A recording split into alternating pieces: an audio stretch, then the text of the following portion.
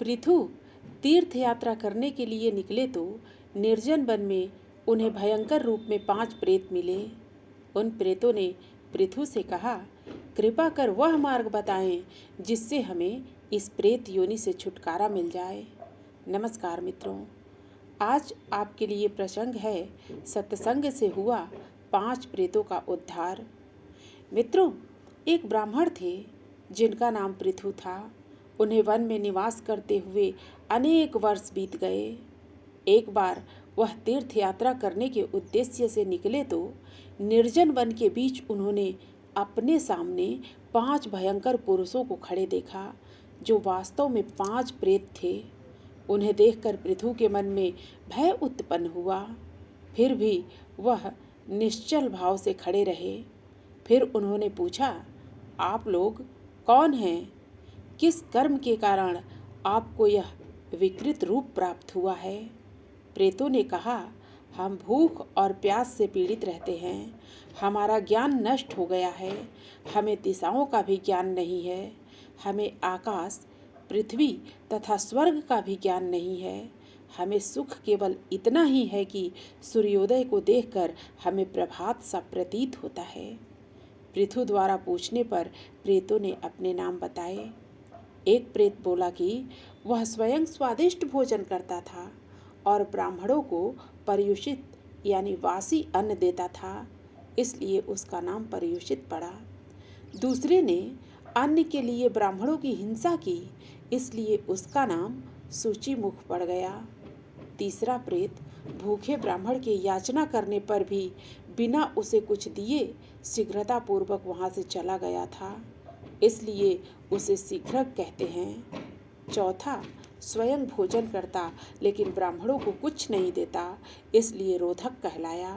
तथा 5वां प्रेत याचना करने पर चुप खड़ा रहता, इसलिए उसका नाम लेखक पड़ गया।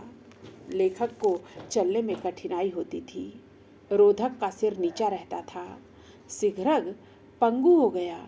सूचिमुख का मुंह सुई के समान हो गया तथा पर्युषित की गर्दन लंबी तथा अंडकोश एवं दोनों होंठ लंबे होकर लटक गए।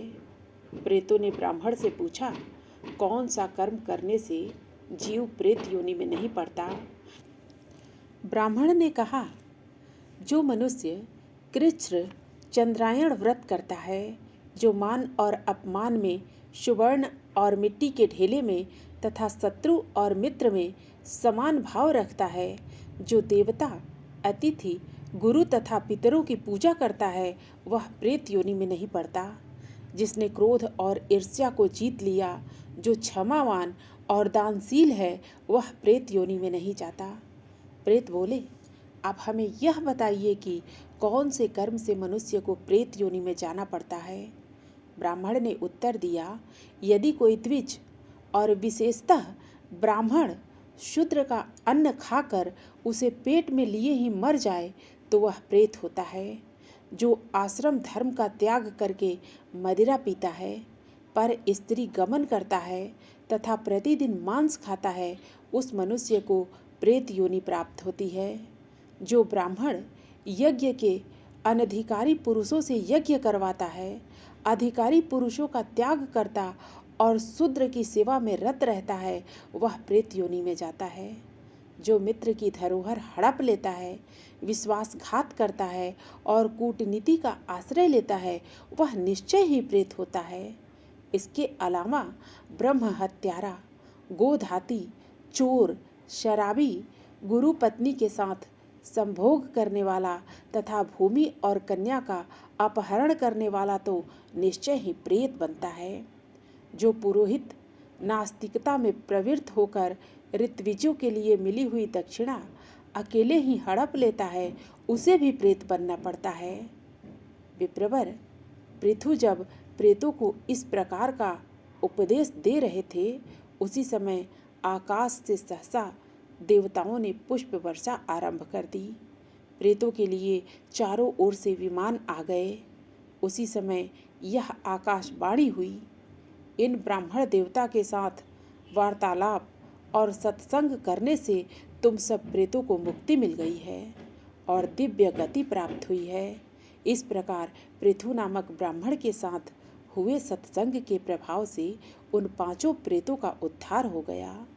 अतः किसी मनुष्य को अपना कल्याण करने की आवश्यकता हो तो आलस्य छोड़कर पूर्ण प्रयत्न के साथ सत्पुरुषों के साथ वार्तालाप सत्संग करना चाहिए। पद्म पुराण में वर्णित 5 प्रेतों की इस कथा का जो मनुष्य नियमित पाठ करता है उसके वंश में कोई प्रेत नहीं होता, और जो श्रद्धा सहित इसे सुनता है वह प्रेत योनि में नहीं पड़ता। मित्रों, फिर मिलते हैं अगली प्रस्तुति में। धन्यवाद।